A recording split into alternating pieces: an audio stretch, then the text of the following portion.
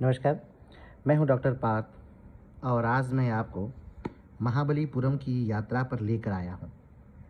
अगर हम बात करें कि महाबलीपुरम कहाँ है, तो महाबलीपुरम भारत के तमिलनाडु राज्य के उत्तर में स्थित समुद्र के किनारे एक बहुत ही खूबसूरत नगर है।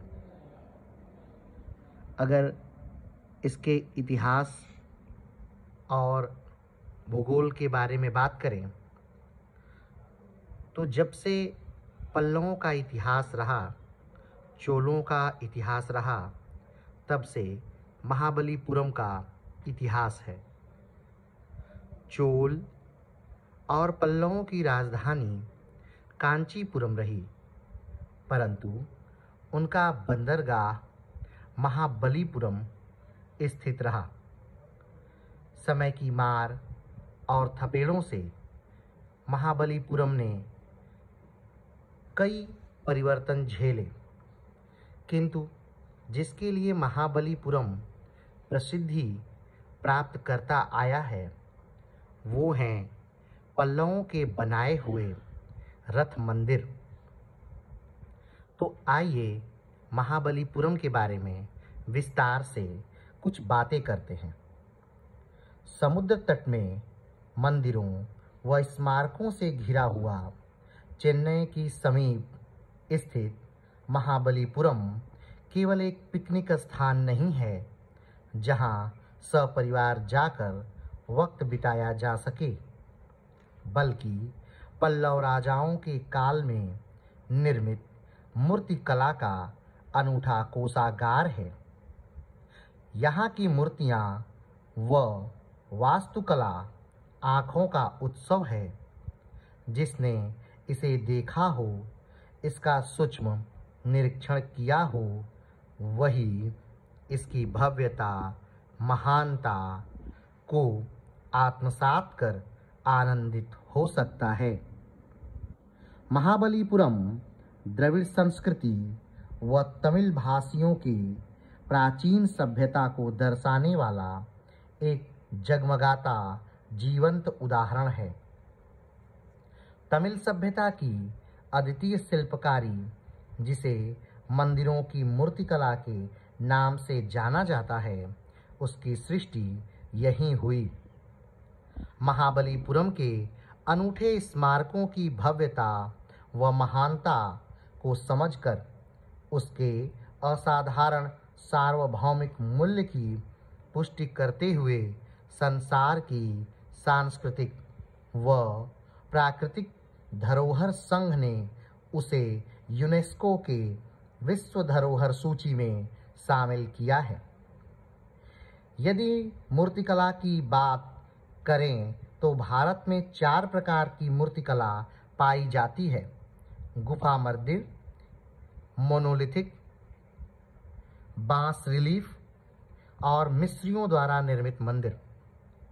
महाबलीपुरम के बारे में अद्वितीय बात यह है कि एक ही स्थान में ये चारों प्रकार पाए जाते हैं। 6ठी शताब्दी के शुरुआत से तमिलनाडु के उत्तरी भाग में पल्लव वंश के राजाओं ने शासन करना प्रारंभ किया, जो करीब 400 साल तक चला। उनकी राजधानी कांचीपुरम थी और बंदरगाह महाबलीपुरम था। पल्लव राजाओं के आने से पहले यह स्थान मल्लय या कंडल मल्लय के नाम से प्रसिद्ध था। भूदत्तवार नामक प्रसिद्ध वैष्णव संप्रदाय के संत ने यहाँ जन्म लिया। यह एक तीर्थ स्थान के मानिंद था और संत तिरुमंगे आलवार ने इसकी महिमा में अनेक गीत लिखे। पहली और दूसरी शताब्दी में महाबलीपुरम समुद्री व्यापार का मुख्य केंद्र था।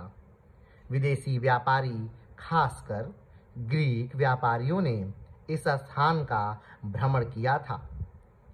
प्रसिद्ध चीनी यात्री वेन सांग ने अपनी यात्रा वर्णन में इस स्थान का खास जिक्र किया है और यह भी लिखा है कि 7वीं शताब्दी में यह पल्लव राजाओं के समुद्री व्यापार का खास केंद्र था। यूरोपीय साहित्य में यह स्थान 7 मंदिरों का स्थान या 7 पैगोड़ा का स्थान के नाम से प्रसिद्ध है। 7वीं और 8वीं शताब्दी में पल्लव के शासनकाल में महाबलीपुरम में सभी मंदिरों व स्थापत्य कलाओं का निर्माण हुआ। यहाँ की शिल्पकला व मूर्तिकला को निखार लाने का पूरा श्रेय पल्लव राजाओं को है। महाबलीपुरम का इतिहास 2000 वर्ष पुराना है। प्रथम शताब्दी की शुरुआत में ग्रीक इतिहास में भी इस बंदरगाह का जिक्र है।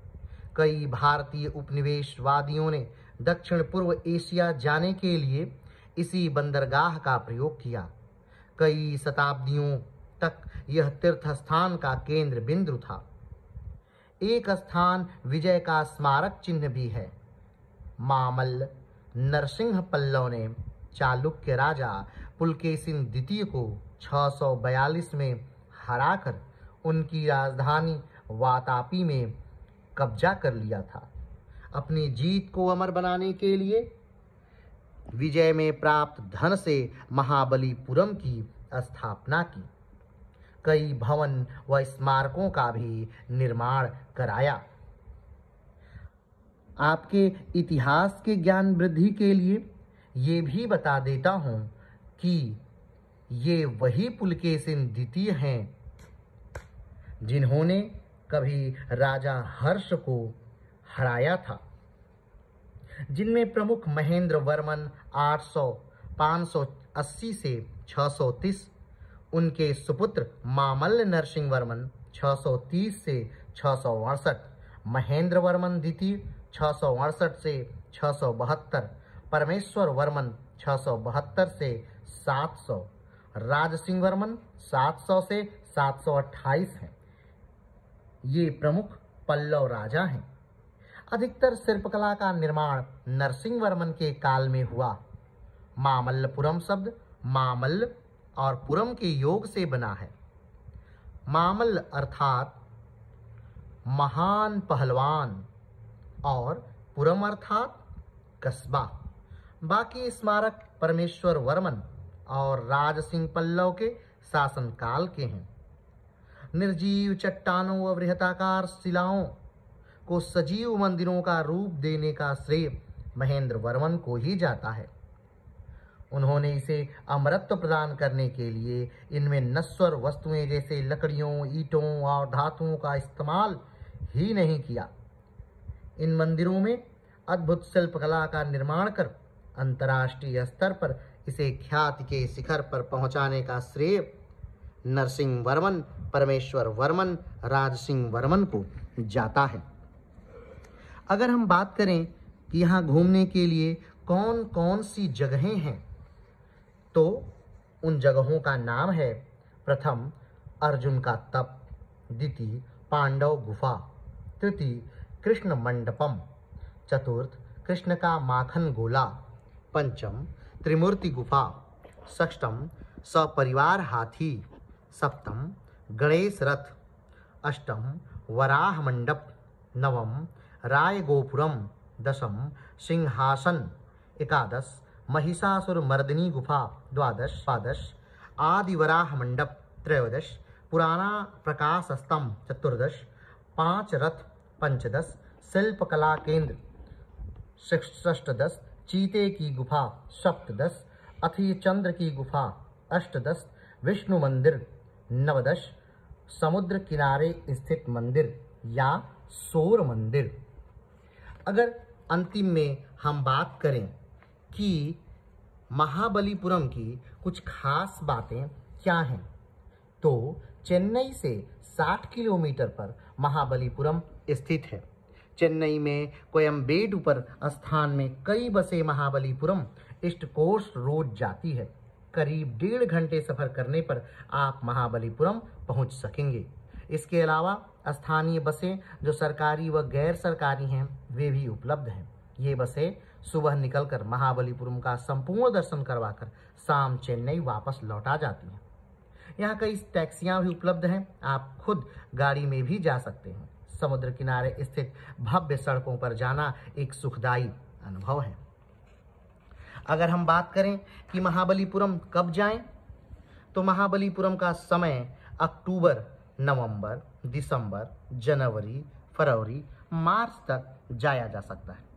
अगर हम बात करें कि महाबलीपुरम कितने दिन के लिए जाएं, तो अगर सिर्फ आप इतिहास प्रेमी हैं और महाबलीपुरम देखकर वहां से निकलना चाहते हैं, तो महाबलीपुरम एक दिन में भी घूमा जा सकता है। किंतु अगर इतिहास के साथ साथ आपको और भी शौक हैं, तो आप